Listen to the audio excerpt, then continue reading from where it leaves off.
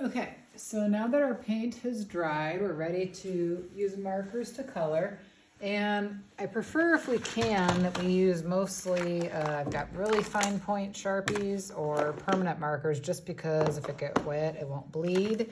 But if we need to, if these are dry at all, I've got a couple more for hair or things like that. Your paper may have had little bits of splotches from the skin. And at the moment, I'm not going to worry about that a whole lot, because I can always try to fix that up later. So for our lips, and you might even want to have something to test your colors on, like a little scrap paper where you can test your color.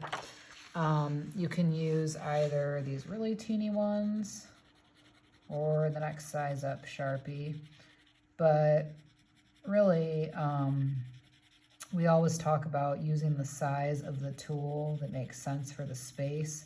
So this teeny little thing wouldn't make any sense for the hair or the shirt. And even these lips, it's actually taken me a little bit of a while to do it with these lips. So really, I think maybe eyes in your small drawings. Think about your craftsmanship and filling in the lines really carefully.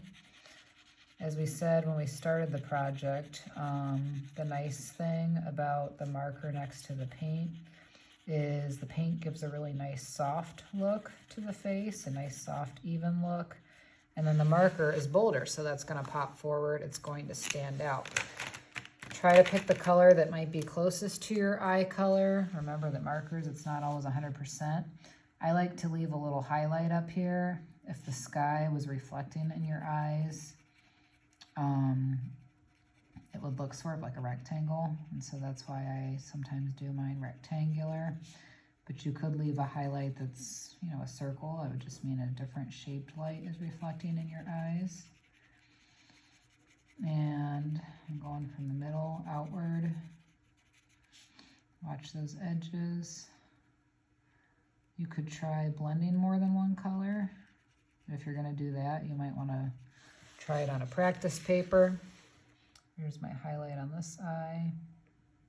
Usually, like when the sky reflects in your eyes, it's a long, skinny shape because the sky is a nice, wide light source above you. So you could try, you know, if you're bluish, greenish, or something like that, try it on a scrap paper before it's on this paper. But, I'm going to say, you don't have to blend them either. We're just picking the color that at least resembles what we look like. And what's interesting about a highlight is it sort of makes the picture look more lifelike, more realistic.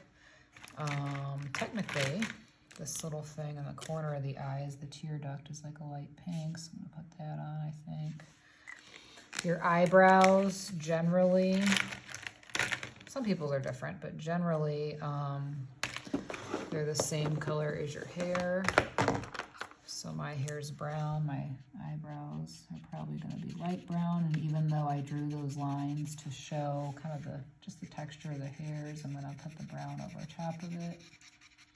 It's already looking super cute. I'm excited.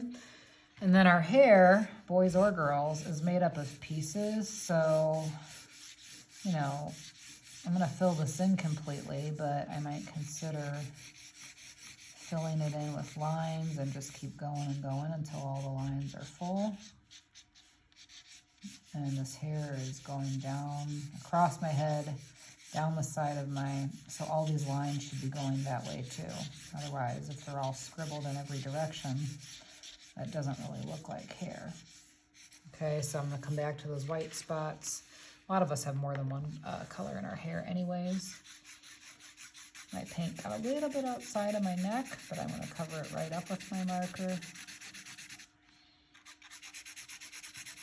Big strokes that look like hair. This marker seems like it's a little bit dry, so we may need to, might have to use those other ones that I showed you. We don't want it to look dry for Genius Night, but I can at least put some color down here. I'm going to come back to that And I'm just going to use my really thin point Sharpies while I'm at it.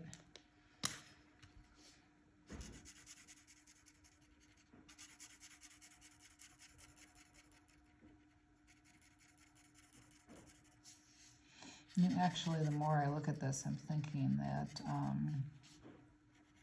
even these drawings, unless it's a really tiny detail, I could probably use these other Sharpies for. I think it's probably going to take too long with these. And kind of wear them out. So I'm going to switch to these. I've got my brown cupcake. I like chocolate. Yeah, this works for sure. Probably works even better. I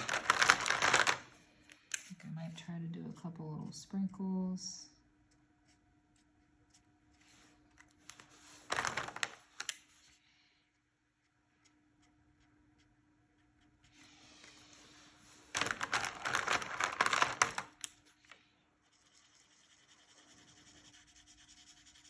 And then once your pictures are all colored,